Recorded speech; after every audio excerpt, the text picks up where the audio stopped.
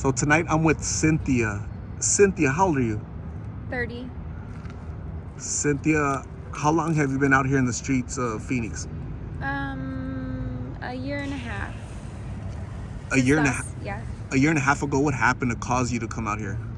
Well, it was a life decision, pretty much a point that I had to make to somebody that meant a lot to me. Was that like a relationship or a guy? It was a relationship, like a really close relationship, you know? Okay. Like a family bond type of relationship. And more than that, a little bit, like more love, you know? Got it. Do you have children? Yeah. How many kids do you have? I have 7 now. I had at the time, 7. No, I take that back. I had 5. But now you have 7. Yeah. And are your children with the state or foster care or your family? They're with my family. And yeah, they're family. Okay. When's the last time you saw your children? In 2020, around November 1st, probably, right after Halloween. I had spent my first Halloween with them, their first Halloween. And then I sent them with their dad on like a mini vacation. It was supposed to be a mini vacation. And then boom, when I came back, I was supposed to be settled back into another spot, another house, you know? But that never happened. And the addiction you're battling with blues, tell me about that. How many pills do you smoke per day? I say it's not an addiction first. It's a choice, you know, because I choose to use drugs and I'm not needing drugs. Like, if all boils down to it and somebody took the drugs away from me, like the blues, the pills, because that's really what it is. The meth isn't really an addiction, an addictive drug. It's only fentanyls that are addictive, and that's only because your body needs it. Meth, not so much, but the pills, I smoke about maybe 4, and that's like max right now, because I'm on the streets and I don't have no money, and I'm being controlled because so controlled. I mean, like somebody else is giving them to me for free. You know what I mean? So that's how that gives that person that control, like how many they give you, as far as it comes out of their pocket. Do you know what I mean? And so, if I want more, I'm gonna have to work for more, or you know, because that's their control. But it's nobody else's. It's like they're not forcing drugs on me. They're not. It's a life choice because it's free to everybody. When do you think you'll choose like a different life choice, as far as like maybe like going back to your children, being a mom? When I get my house back, because I can't go back to them with nothing. Again, I'm gonna look like a druggie. I mean, really, let's think past that. Let's think on that. Let's ponder on that thought, right? If I show up like this to my son's house or my kid's house saying, hey, can I see my kids? Okay, come in. Where are you coming from? You know what I mean? Like, do you work? Are you working? No. What are you doing? No, nothing. Just out here, I just want to see my kids. Well, no, you're a junkie, you're this, you're that, you're this, you're that, you know. And it's like, okay, you can look at the situation one of 2 ways. I'm either, one, a junkie that's tore back and you can't let the kids see me, but which I'm not, obviously, you just said, right? And that's your opinion, right? Because you don't really know me. It's just the look. It's just the look in someone's eyes, and that's another form of control. And then that's pretty much it. So I think that if you or anybody that's out here in the streets were to show up at your family's house and say, hey, I want to return to the family, I'm hoping that the family would be supportive and say, okay, thank you. Thanks for coming in. Absolutely. We'll take you to a treatment center to help you as much as possible. Thank you for choosing to get well, to return back to the family. I'm hoping that a family member or friend would be supportive and not judge you and call you names. Right. Instead, they would receive you with open arms, right? Yeah, so that's another good point that you make right there. Because in all honesty, let's say it's not a control thing, okay? nobody in this situation, my situation and the family situation, none of us have any issues with control. Let's just pretend the world is like that, okay? First I'm gonna say is I'm not on drugs, right? I'm gonna deny it, okay? Because that's just what we all do naturally when we're doing something wrong that's not approved by somebody, which is the person, my mom that has my kids, you know? Like, it's gonna start an argument, and then it's gonna have some points to prove, right? And the bottom line of the points is gonna all boil down to someone else taking control by sending off somebody. So I'm gonna get mad because I'm an adult, you know? And those people came out of my stomach. And whether you like it or not, whether you like me or not, those people still came out of me, and I still have a whole lot of love to give them. Now, that point going forward, the rest of what that comes out of that person's mouth is their opinion. So do they get to, my point I would prove to them is that, okay, let's go back. It would be either sex, okay, or, which that's a new one for me, or drug abuse, right? Now, I know I don't have sex. I know I like to have sex because I have 7 kids, but there's no reason to control my sex, right? Around my kids, even though they don't know where they came from. They came from the stork, and that's the truth, because that's what I believe. You know what I mean? And I can go on life really wholeheartedly showing them a good life because I don't have a problem with sex, you know? And I've never had, but then again, they could say, I've never had a boyfriend and be a mom other than a whole year and a half. That year and a half, I was spoiled, and so were the kids. Do you know what I mean? So it's gonna be, that point right there to close up that situation would be the control of one mother for something like an opinion of one person's view. Does that make sense or no? Yeah, I get you. Yeah. Does it really make sense to 6th graders? It might be beyond their comprehension, That's what I'm saying. But maybe other people it might make sense to. Okay? None of my kids are in 6th grade, but I see what to prepare, I guess. But I say wait until that comes, because a lot could change. I could be a mother, and then the next day I could die, or you know what I mean, like from whatever natural causes, or from freaking fentanyl withdrawal, whatever. Which it would be control, yeah, of my fentanyl use. That's what I have right now, you know. If you weren't out here in the streets, Cynthia, where would you be? What would you be doing? If I wasn't out here, right, I would probably be at home. More than likely be at home with if I had my children. If I didn't have my children, I'd be at home. What do you miss the most about your quote unquote normal life? My kids but I think I took advantage of it, of What? Having children.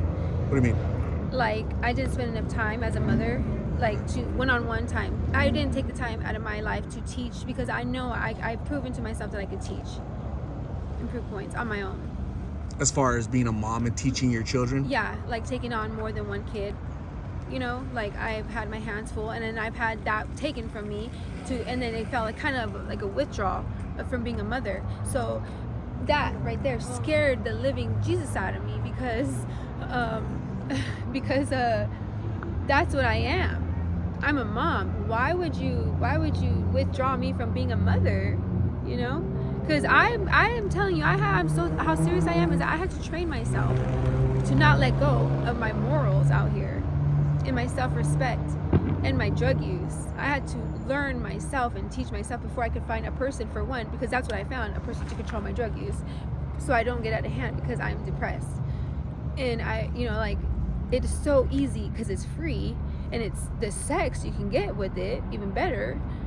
You know what I mean? Like, you can really get more drugs if you get more sex. So it's like a win-win situation for some people, right? So you would think I'm out here living my life, but in my situation, I'm like depressed beyond experience and extent, and it's like on somebody else's opinion. So it's like, now a person sees me and they know me, right? And say they have my kids. Now that is a freaking win right there. Because for one, I'm a person with a sex problem, if I was them, and a control problem because I have your children.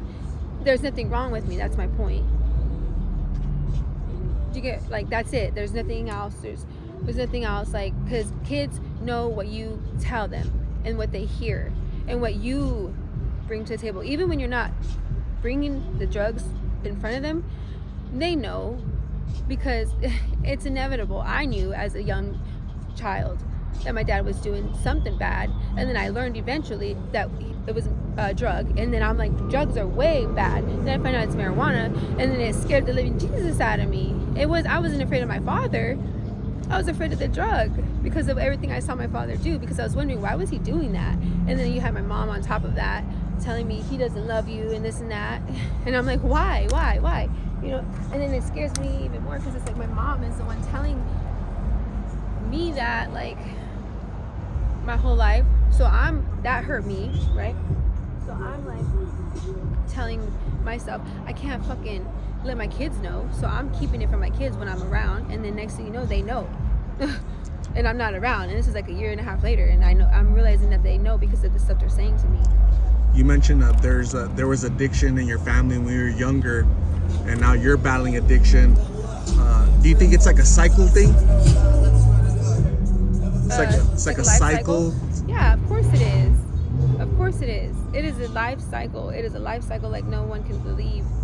Generational curse. It's a generational curse.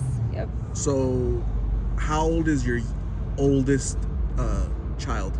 She's 11. The reason I ask you for the age is because the youngest person I've seen out here, Cynthia, is 13. So 2 years. Then she's gonna be out here with me, I'm sure, from the looks of it. Why is that? Because if it's a cycle and my mom or nobody like my daughter, she's the oldest one, she's 11. She doesn't have her mom, but she has a mom figure, her stepmom, and she's been in her life since she was for a while now, a couple years, a lot of years, you know. So even though she's a mother figure in my daughter's life, doesn't mean she's my daughter's mother. And that's what hurts me the most, is that, like, I know the feeling of that, but worse, because we're the same. Me and her are the same. I feel what she feels, because I know I mean to her what my dad meant to me. Do you get what I'm saying? And it's my mom. That's why I blame my mom for a lot of the things. And so the battle here is between two adults.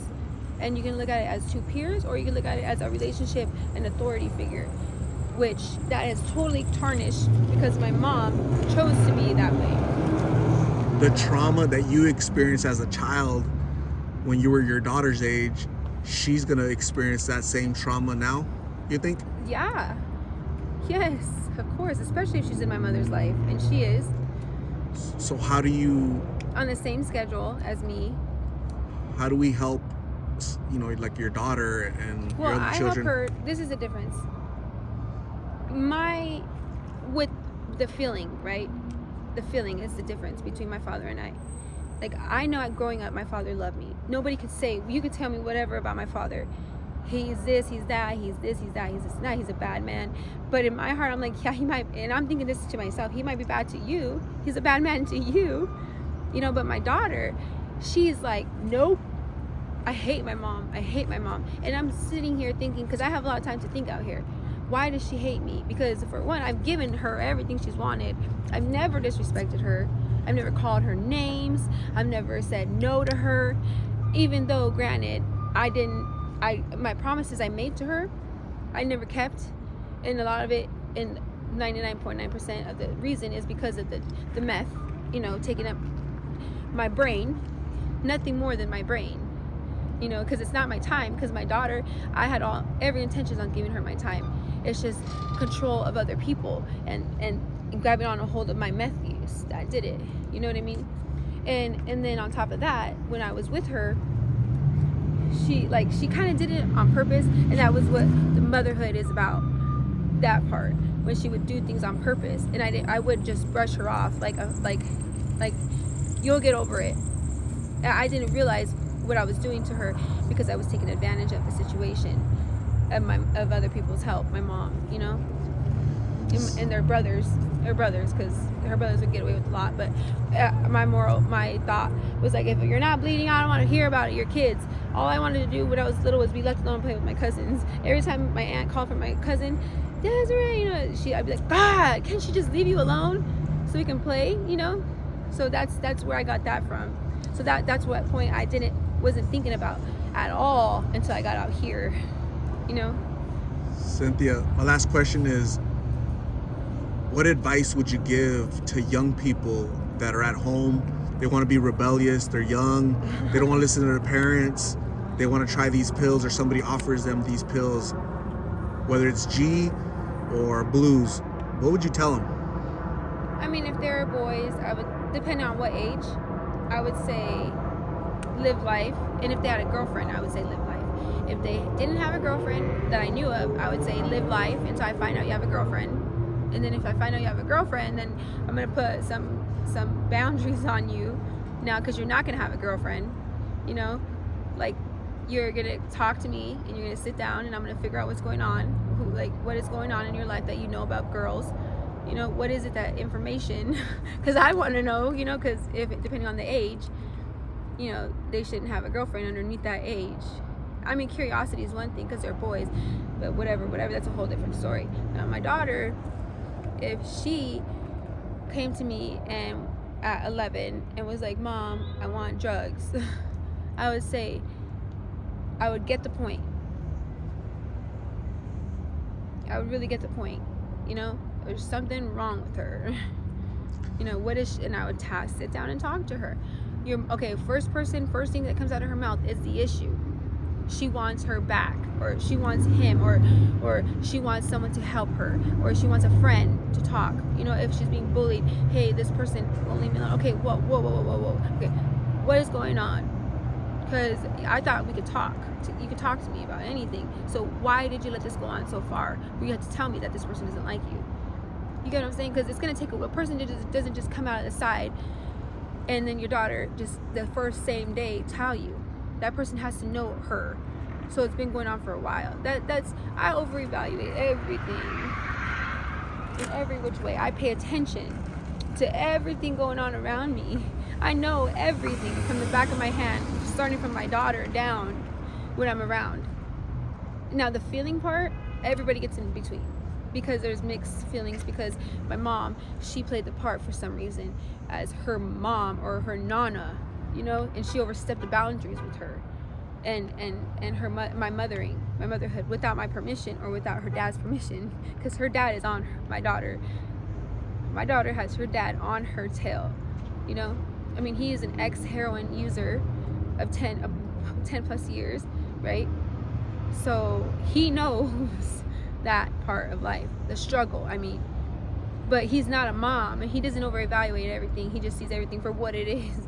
And if my daughter doesn't say anything, he's not gonna know, you know. So, and then my sons, it's like, they're like, mommy this, mommy, they don't come to me unless it's serious, you know. I mean, they're very good. I would say they're well behaved. Other people would not say it, but I say they are, you know. So Cynthia, you seem so like articulate. You're able to have a conversation. I wish you would get treatment so that you can return to your family and deal with the trauma, whatever trauma you're trying to numb, whatever happened to you when you're younger. I wish you would seek professional help to help you guide you through that, right? Yeah, I already did that. That part of my life has been closed. Like what happened to me when I was a little girl, even though it came up recently, basically I had to deal with it, and that is an awesome thing that I could ever have felt and done, is having the closure of a part of my life. Like realistically, like, I mean, I wish I could do that to every kid out there. Show them that, like at a certain age, close the chapter of their life, and then just let them run out completely. But it's not safe like that, I don't think. But then I know. But then I'm like, maybe because I know a lot, you know. And it's like, I'm not trying to ruin anybody else's life by telling them a secret that's going to tarnish their life or destroy their love inside for themselves that they've created all these years, because that's what it is. Because I've dealt with that shit, you know. Excuse my language, sorry, but it's insane how unreal the world. Sorry, take that back. I did not mean that. I mean how much love that they would make the world unrealistic, unreal to, but realistic. Do you get what I'm saying? For a kid and for an adult. Absolutely. The world is a I'm so terrible. thankful. Like, I'm like healed, You're healed. but not religiously. Okay. Like addictive healed. So you've dealt with some of the trauma that you experienced as a child. From beginning to end. Okay. Yes. Got To it. where I have a reason, and I have, you know what I mean? That's it. I have a reason to be faithful and loyal and clean with kids. Got it. So Cynthia, thank you very much for talking to me, sharing your story. I really appreciate you opening up, and hopefully somebody can watch this and it'll help them, prevent them from coming out here. Okay. Okay. So I'm gonna give you my card with my number in case you ever need a ride to treatment or somebody to talk to. Okay. Okay. Thank you. Bye.